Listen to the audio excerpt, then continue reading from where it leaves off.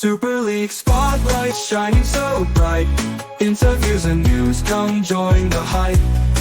Hello and welcome to Super League Spotlight. We are back for another recap of the latest goings on in the SLBW. First of all, Rona, how are things going this week? They're going well, thank you. It's been this really strange thing in Scotland. I think it's called the sun. It doesn't mean it's been warm, but there's been sun. So it's always helps lift the spirits. It does that. We saw a little bit of sun, but then we're back to kind of. I think it snowed this morning at ours. Wow. We had about a minute of snow this morning. I don't know if you can hear that, but that's my dog in my daughter's ball pit. But He's fair enough. decided. Oh, can you see? He's going bananas. Anyway, I digress. But in case people are like, what is that weird noise? That's what it is, because you would never guess that's what it would be. This is the content people tune in to see. I know, Dogs I in know. ball pits. Apologies, There- apologies. Is There's my the trial cat. period over? Yeah, There's the dog. yeah, yeah, yeah. So on Animals Weekly, we've got I know. well, we've got four games. So Archie, sorry, I couldn't hear. It's so loud.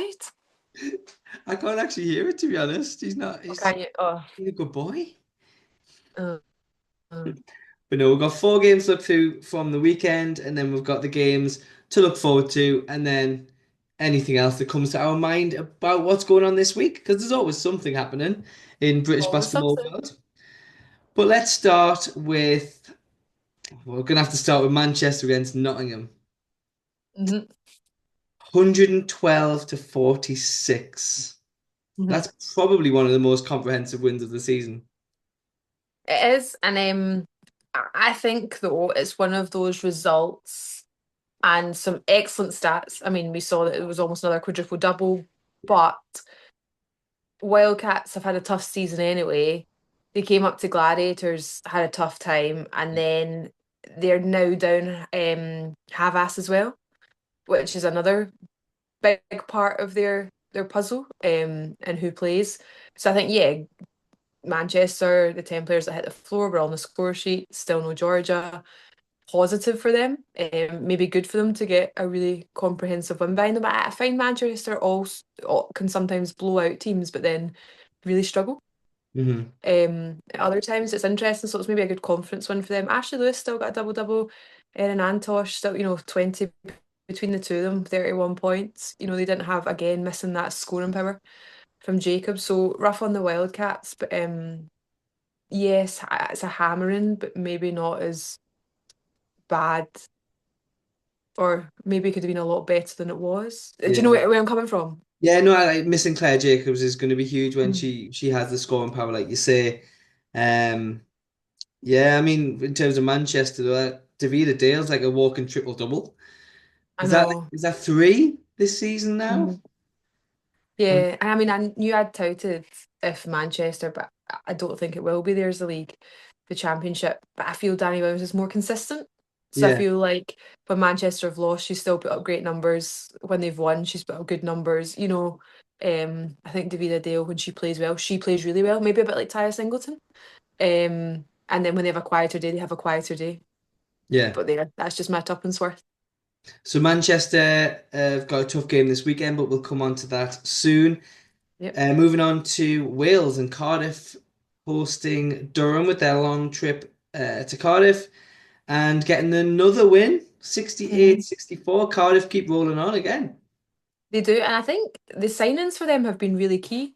I Mhm. think it's kind of shown maybe the opposite of Wildcats, where Wildcats won some games early on in the season and they were really struggling because they've lost pieces. I think Cardiff were maybe struggling more at the beginning, but have added pieces. And touch wood, you never want to jinx anyone, but if they can keep everyone they then had, and it's given them a bit of depth, yeah, I just think Connie Clark again with a double double. Durham though really struggled from 3-point land. Mhm. 3 from 22, 13%. So I think that will really have hindered them. Well, obviously it would have. Um, both very short rotations. Durham pretty much just the one bench player they used. Cardiff two with some form of significant minutes. Mhm. So yeah, I think interesting game, but it was that first quarter pretty much that blew it open for Cardiff, and Durham just never managed to get back over that hump. Yeah, it was a strange one because Cardiff got ahead and led through the whole game, Hmm. but Durham got back within a point about four times in that Hmm. second half, and they just couldn't make that next Hmm. step. And then when they were, I think it was 66, 64, Durham had the ball and then failed to inbound it. There was 20 seconds left or something. So then obviously that turned over to Cardiff. Um, yeah, it's a long way to go to get beat, isn't it? Mm. But Their sport. yeah, so again, Durham have got a hard game this weekend, but we'll come on to that again soon. Next, Newcastle Caledonia. Hmm. Chloe Gaynor. I keep mentioning Chloe Gaynor, but Yeah. she's definitely got Newcastle playing Yep. to a higher standard than they were previously. Let's put it that way. Uh, Yeah, I would agree. And I think that she's doing something right there. And she's yeah. fully obviously removed herself from that role. I mean, let's not forget she wasn't the coach at the start of the season. Hmm. She came in several games in. Abby Lowe though never played the last time, when Newcastle and Gladiators met back in January. Yeah. She never played, but she had a season high 19. Saki was just everywhere, Yeah. just been a right Unbelievable. pest. 10, 2, and 10. Um, yeah, I think Eagles, when I've often watched them, have struggled from 3-point land. And I know they've been kept scoreless, but actually they seem to be finding their rhythm from 3-point land. You've seen several people come off the bench and nail big threes. Shannon's been nailing shots. And I think that's probably helping stretch the defence now. So they're Hmm. able to, whereas before I think they were so reliant on Tiara Hodges or Jada Gwynn. I mean, they both played well, but not like standout nights for them. But they did what they had to do to help their team across the line. I think Gladiators, Taya's still basically out, just contributed, I think, about 3 minutes or so. She wasn't, she didn't play. Hannah still seems to be out as well, although she warmed up, so they Hmm. relied quite heavily on their starters. Yeah, 2 from 25, only 8% from 3-point land for the Gladiators, so usually 31. So that would really have been a struggle. Erin Taya, Erin only on 5 minutes herself, and she's usually, someone that you fling on and will get things done. Kerry and Robin doing well, but they didn't have any points between them, and that's quite that key position to try and um, pull that defense. And but Mathilde had 19 herself, 7 assists as well. But Yeah. yeah, I think Gladiators will, I imagine, be annoyed at that performance. I don't think they'll be like, we're beaten by the better team. I think they'll all look at themselves and what they could do to contribute better the next time. Yeah. No, I agree. I think they'll be annoyed. They came back that second half. Hmm. It came out. Third quarter. Yeah, they came out really strongly, and it was Kirsty Brown scored about 6 or 8 points quite quickly in that third quarter, and you thought, oh, like here we go. There was some Mm-hmm. steals, some turnovers at the Newcastle end, and I thought, oh well, like here we go. We've got that kind of matchup again, Mm-hmm. and then that kind of just fizzled out a little bit as that third quarter went on, and Newcastle managed to get that deficit back up to 14 or something by the end of the third quarter. But Yeah, the second half was equal. Like it was a draw, the yeah. second half. But Yeah. again, maybe a bit like Cardiff Durham, they never quite recovered Hmm. from that first half. And I think, yeah, KB had a season high as well. She had 21 and 8. And Hmm. yeah, I thought she played really well. And she's not someone you would necessarily go, oh, she's like one of their key offensive threats. In other games, I know I've talked about it on comms before, but she'll go and pick you up 9 rebounds or Yeah. 2 assists, or she won't turn the ball over. Like she'll get stuff done, and she was really getting it done. And you just felt like it needed somebody else Hmm. um, Yeah. to be getting things done. But also at Newcastle's end, I'm like, how are they, and why are they always just letting her score? It's not like she's shaking and baking from the halfway line or pulling up big deep threes. Like she was doing great work positioning. So fair play to her, because Yeah. when the rest of the team isn't scoring, they are shooting 8% from 3-point land. The defense should be tighter in there. But she found a way to get it done. So And solid. we've talked about short rotations quite a bit so far. Hmm. Newcastle had quite a they relied on their starters as well. Hmm. Obviously, as we move further into the season, how much of that's going to have an impact in the team's ability to kind of grind out these wins consistently with just those main five, maybe. Mhm. Because there's quite a few teams now running off five, maybe six. But right, let's go on to the big cup final in Nottingham on Sunday. Auckland's got their first piece of silverware in their franchise history. 65-51. Yeah, good for Auckland's obviously recovered from that defeat earlier on in the season against Mhm. Caledonia in the Betty Cordona Trophy final. And they've got their hands on some silverware.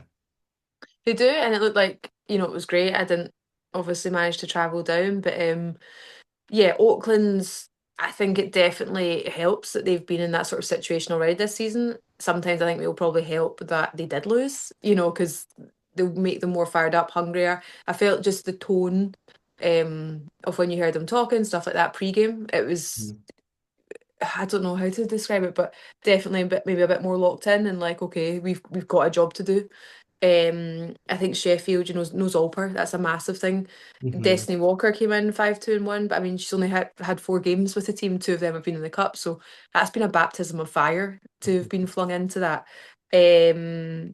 Yeah, I think Georgia Gale, who you would think would step up, Shauna Harrison, who you'd think would step up, did. Singleton almost had a double double, but for her, that's almost quite quiet with some of the numbers we've seen her put up. 9 and 8. And then Sam Ashby obviously taking away MVP, Yeah. 12 and 8. So I feel like Sam Ashby took it, Matteo Domingue took it in the last game. So it's interesting, positional wise. Mhm. Very similar. Tiana obviously had a great game. Danny McRae had a great game, but I think they came together and did what they had to do to get the win. Bo Frost got court time this time. She'd never in the previous game. So always going to be different. Yeah. And it sets up nicely for the rest of the season, I guess, because we've got Caledonia winning the Betty Cordona Trophy, Auckland's winning that. Sheffield are going to be not hurt, well, they probably will be hurting a bit, and then that will give them a bit fire Mhm. to try and challenge Auckland's for that league title. What is it, 11-2 now, Sheffield in the Mhm. league? Auckland's are 11-1, so that's still all to play for within the kind of league context. And then, of course, we've got the playoffs ending at the O2 Arena in May. Yeah, it's interesting over on the women's side, and I think Newcastle are the bogey team at the moment, or Cardiff the bogey team. Yeah. Like how much will Cardiff keep progressing? And Newcastle, I think if I was a player currently in the league, I'd be like, okay, Newcastle's they'll know how capable they've always been, Hmm. and but to an outsider, you've maybe like, okay, Newcastle. I mean, I can't remember where I put them in my running order, but they do seem to have that real ability to come together and perform. Yeah. No, it'll be interesting as we get further down the season because they kind of seem to have that top four kind of slot not locked Hmm. in, but that they hold the head to head now against Caledonia. They're one win ahead of Hmm. Caledonia now. Newcastle go to London on Saturday, which obviously London have lost all 12 this season. You'd expect them to go there and win. They're kind of really making a push for that top four, which at the start of the season, I mean, we didn't have them in top four, but yeah, they've done No. really, really well. I Right. also feel Rebels, they could also push up, because they're 2 games in hand on Gladiators. Yeah. So, yeah, and I feel like we've barely, I don't know why I feel like we really talk about Essex, like, 'cause they're not miles behind games wise, but I think they're just another team that have been a bit up and down. We've kind of, I suppose, seen the ones who are rising or metaphorically rising, we've seen the ones that are tanking a bit, but they're just Mhm. quietly sitting around that mid pack. Well, let's talk about the fixtures for the weekend because Essex have Auckland. Mhm. Now it doesn't, as it doesn't get any tougher than that. So uh, yeah, so we've got let's go through them. Leicester against Nottingham. This is on Saturday. Auckland's against Essex and London against Newcastle. Your favourite, all around the same time. No, 6, 7, wonderful. and 7:30. And that clashes with Gladiators, as in the TV show that I absolutely love. Just an aside, nothing to do with basketball. Have you seen the Gladiators Epic Pranks program? No. Ooh, it's on like CBBC or something. I have Right. got children, that is my excuse. But it's really good, really funny. Let's get back to basketball. And on Sunday we've got Sheffield against Durham and Caledonia against Manchester. So I think Caledonia Manchester is probably the game of the weekend. What's your thoughts on I that don't one? know. I feel Leicester with how they've been performing. That could be a Okay. good game as well because Okay. they could be looking to get a win. Yeah, I think there could be a few. I think Newcastle, London, fine. Um, yeah, but it will be a good game, and I'm calling it. So it'll be an excellent game. And by the way, I heard your co-commentary debut on Saturday. Excellent. Yeah, something I've never, because obviously I've done the commentary at Durham, but that is just me doing it by myself and talking. It's completely different when you're with someone. So I did Mhm. enjoy being with someone, if that makes sense. Like being able to It bounce lets you off breathe. and hmm? It lets you breathe, Yeah, yeah. You and can you're not actually being watch the like, game a little bit.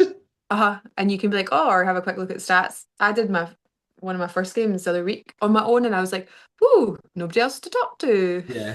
Like, it's an interesting dynamic switch. Timeouts seem very long when you're by yourself. I know, and I'm like, nobody really cares what I think in the grand scheme up. I'm going to keep telling them what I think should be happening down there. Yeah. Right. There's one other thing I wanted to talk about today before we finish, and that's the news that broke, I think it was Monday maybe, this week that London have been given kind of the go ahead, the mayoral support to build a 10,000 seater purpose-built arena in London.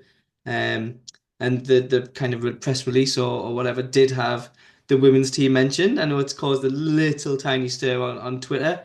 But what's your thoughts on that one? I think sounds awesome. Hmm. Headline is awesome. I really hope it comes to fruition. I know they were talking about EuroLeague ambitions, so the size of it, I think it'll be amazing. I also can't wait to see where they identify to put it, having lived in London for what, 6, 7 years. Um, I'm like, I mean, we had a three-door outdoor court where I used to teach, and that was pretty good going, you know. Um, Yeah, Actually, I know some playing fields that they might be selling off. No, I'm kidding. So I think, yeah, headline is that's amazing. But I can also see the flip side from where it's like, and I'd seen you'd said, I hope the women's team are included. Like, well, it's in the headlines, of course it is. And I'm like, well, the women were in the headlines this time last year for Euro Cup, and they won it. And they were playing at the Copper Box week in, week out, pretty much. I mean, they sometimes went on the move. But this season, they're at Barking Abbey. They kind of started coachless, although they did have a coach, but then they announced a coach. They don't clearly have as much budget because they're focusing more on bringing in sort of more older veteran players or the youth and trying to sort of merge these two. So I think it's only fair to question that you do hope they're there. You do hope they have priority alongside the men's team to be in there um yeah, down the line because what they had was amazing to just and it's the same owners who've put them out there, so although people say, the copper box is expensive, that's why, because I know some people were saying, well, they've got the copper box, but it's a bit like the Emirates situation up here. I'm sure they don't get any of the revenue, from yeah, the sales of stuff. But I mean, if the owners, they could have them, I'm sure, in the copper box. So, but they're not. They're playing it at Barking Abbey, and the crowds aren't apparently that great, which is a shame because it's women's basketball. It's awesome, the caliber of teams coming in there. So yeah, I really hope it's as good and promising as the press release sounds, but I think it's okay to be hesitant. that's it. I was like when I was saying on Twitter, I wasn't saying that it wasn't great news. I wasn't saying that they weren't going to be involved, but just those doubts of obviously the ownership has changed since the Euro Cup team, and I Hmm. understand that, but London are currently sitting top of the SLB, the men's league. This is currently sitting top, so they've obviously had quite a substantial investment in their playing roster this year. Hmm. But you look at London, who have gone from winning every game last season to still 12 games in, not a win so far, and there's obviously a disconnect between those two teams at the moment. Again, that's all I was saying about is that going to continue as they move forward, or what is their plans for next year? It'd be interesting to talk to someone and get their thoughts on what their plans were for the women's team next season and beyond. Hmm. But yeah, great news in theory, yeah. Yeah. You're not being invited to the ribbon cutting ceremony now. No, I know. I thought I was going to cut the rope and everything. Right. Never mind. But no, another bit good week. Some really good games in there and some more to look forward to. I actually had a price up of different modes of transport to get to the O2 in May this week. Mm. Um, Megabus is the cheapest option, the most affordable, probably the only affordable option. And that means leaving here at 11 o'clock on Saturday night, getting into London at 7 o'clock in the morning, and then going to the game, and then getting the half 5 megabus back to get back into the northeast at midnight. How much is that? That's £29 return, I mean, it's a bargain. which is good, isn't it? But and then go to work on the Monday morning. Yeah, I don't know. That's trains were like £200, planes were like £200. Mm. It's because it's a Um, weekend and it's May and yeah. yeah, we So I live might so far be north. cause I'm hoping to go to the game. I haven't been to the big finals yet this season, but I do Mhm. really want to go to one this season. But I just might be really tired when I get there. Yeah, to be fair, I did actually do the overnight bus from London to Glasgow. So I was Right. coming up for Scotland camp many years ago when I was li obviously living in London. And I remember finishing work, going home, having dinner, getting down to Victoria, getting on. And it was when they were still doing like the sleeper buses, All right, which is okay. basically like being put in a coffin. And I remember taking this picture of me like cuddling my basketball boots like for the love of the game because literally it was for the love of the game because at the same time I got up into Glasgow at like 6 and then I grabbed some breakfast and then I had to then get the bus through to Edinburgh to add insult to my injury because that's where training camp was to then train for however many hours I did. I think I then homestayed and then did it on the reverse journey back as well. Yeah. Oh, absolutely. Like the things you do, because obviously no player budget to be paying for people coming up and down the road. But yeah, that was my body now. If it doesn't have like a, don't know, decent mattress and 300 thread count, my body's not functioning the next day. Never mind sitting in one of those and going and training. Like, not my 20s anymore. No. But no, I am hoping to go. Yeah. I'll just complain a little bit beforehand. That's all right, isn't It'll it? all be worth it. Once you're there, you just kind of buzz off the smell of, I don't know, adrenaline and fizzy juice, and it's fine. I did that kind of sequence of journey when I went to see London take on Seven Oaks a couple of years Mm. ago. Um, and it was fine. I was a bit tired, but Yeah. it was fine. So I just like complaining. Right. That's us done for today then. Thank you for joining us and listen to our ramblings about dogs, cats, I know he's basketball, sleeping here. and London. I mean, thank you so much. And make sure if you've enjoyed this that you subscribe so you're first to hear anything else that we do. And put a like on this video because it really helps the algorithm of getting the video out there, getting more people listening to it. We appreciate all the support. So thank you, and we'll see you all on the next one. Super League spotlight shining so bright. Interviews and news, come join the hype.